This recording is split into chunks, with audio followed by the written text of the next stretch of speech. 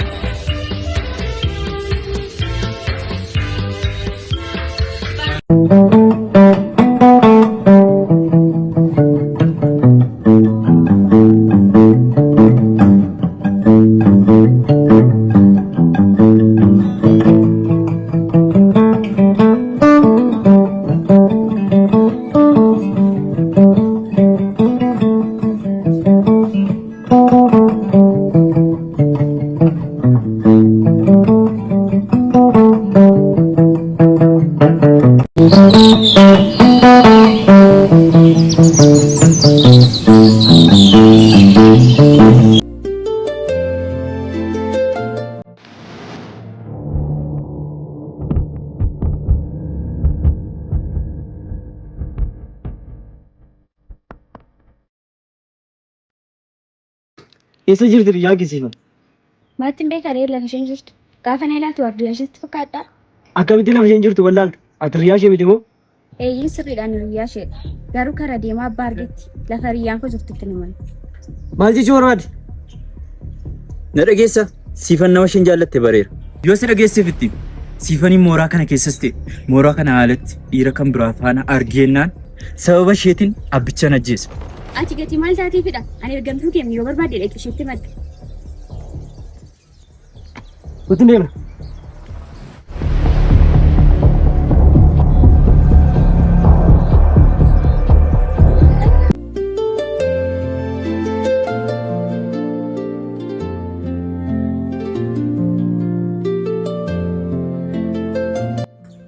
Hawwi akkam?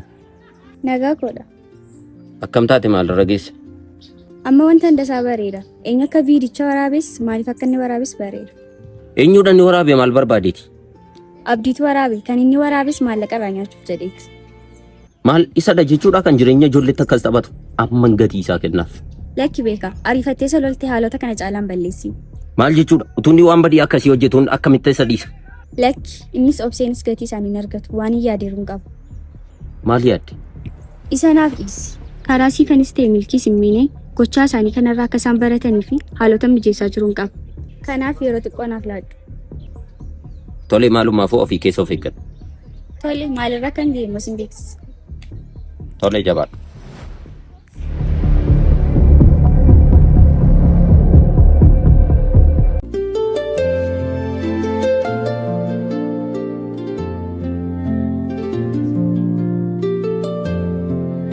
Hawwi akkam maalirraan geessisan deengiddaasti Saka maal hin dagattee ani immoo dubbichi xiqqoo waan cimuuf waan hirriba malee yaadaa bultu natti fakkaate.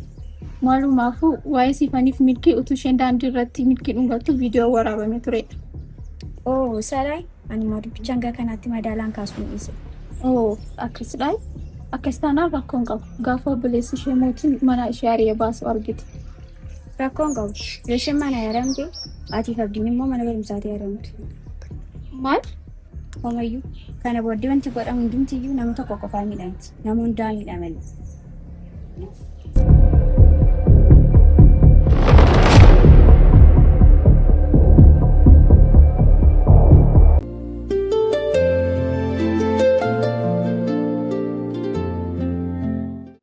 Ani kanan jedhu yeroo hunda garuu waan ati gara fuulduraaf ta'uu yaaddu na dinqaaf. Maaliif si dinqa? Yaaddeettahi namni barumsaaf iddoo guddaa qabu kana malee immoo qabxii guddaa qabu yeroo ammaa kana keessa akkamittiin barsiisaa ta'uudhaaf hawwa. Sirriidha yeroo ammaa kana keessa tilmaamni ogummaa kanaaf kennamu baay'ee gadi bu'aadha. Garuu immoo bu'uura ogummaa wanti ta'ee jiruuti yeroo ammaa kana keessa namni hundi miidiyaa hawaasaa irratti yeroo ogummaa kanatti qoosu baay'ee nama aarsa. Eeyyeen wanta ati amma jettee hundinuu sirriidha. Kana malees miindaan ogummaa kanaaf kaffalamu gadi bu'aa ta'uudhaan ilaalchi namni ogummaa kanaaf qabu baay'ee gadi bu'aadha. Eeyyee innis akka sababa tokkotti hin ka'a. Ati garuu gara fuulduraatti ministeera muummee ta'uu barbaadda miti garee hanga yeroo sanaatti rakkinni kun furamu taanaani ati gaafa ministeera muummee taatu rakkina kana akka furtu abdiin qaba. Har'a irratti hundaa'anii gara fuulduraatti dhaamsa akkasii namatti dhaammachuun garuu sirrii miti. Maaltu sirriin godhu dhuguma koo sitti himi. Qoosaafan jedhe malee wanta hiriyaan koo galgalaaf ganama yaadu kana rakkinoota keessa jiran keessaa baasuun dirqama koodha. Akkas yoo gitti si fooyya.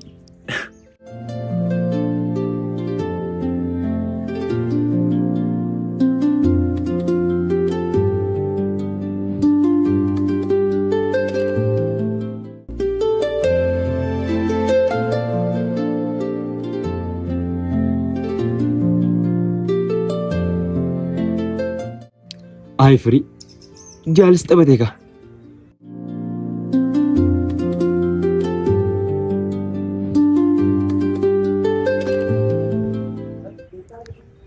Firii?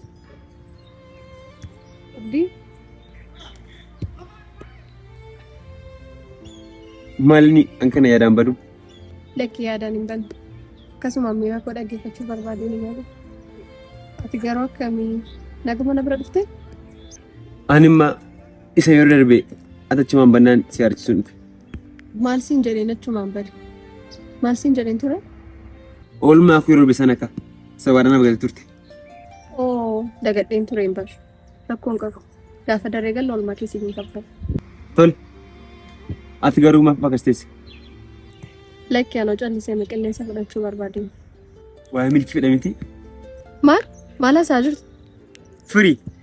Ofumaa keessatti malee akka ati milkii yaadatu nan beeka. Akkamittiin bartu?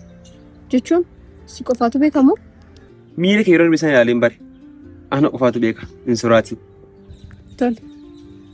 Erga akkas jettee waa'ee milkii gaaffii tokko si gaafadhu. Iyyee na gaafadhu. Maaliifni? Milkiin abbaan ni jaallate duukaa jiru beektaa? Abbaasaa wallaalee. Iyyee nan beeka. Siifan faana jaalala ho'aa keessa jiru. Maal? Iyyee siifan faana jira. Hiriyaa akka obbolaatti wal ilaalan hin turre isaan yoom akkas godhan? Dhugaa jette. Lamaan isaaniiyyuu ayiroo jaalalaa dhiyoo jalqaban.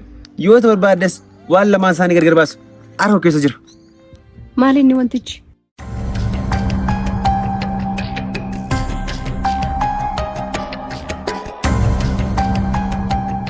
Malee akkasidha.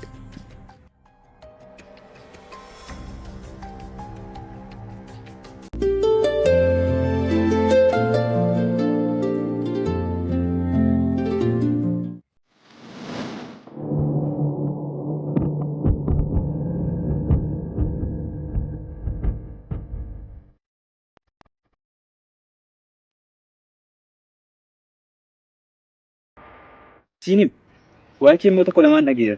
Milkii faana jaalallee eegalte miti.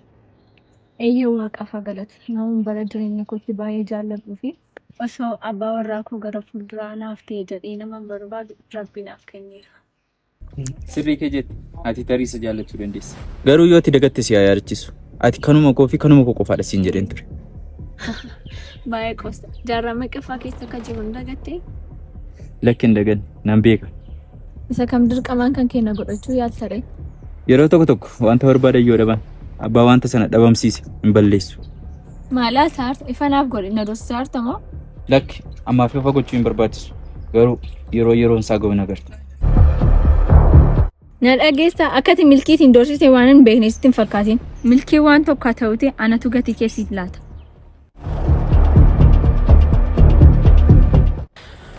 Eenyu akkan ta'e nan barre. Ana hundeedha.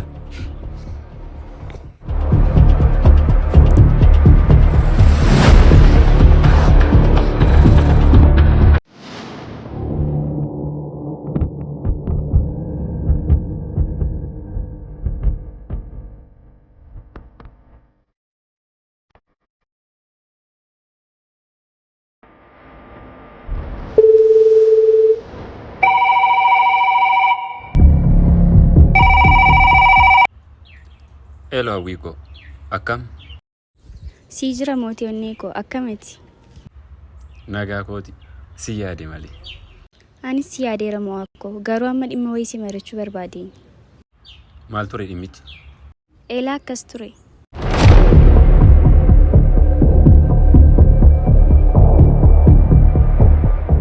Tolee waan fedheefun hin deema barsiisaan itti dhufa galgala siin bilbila. Siin jaalladha nagaan naaf ture. Tolee haa ta'u.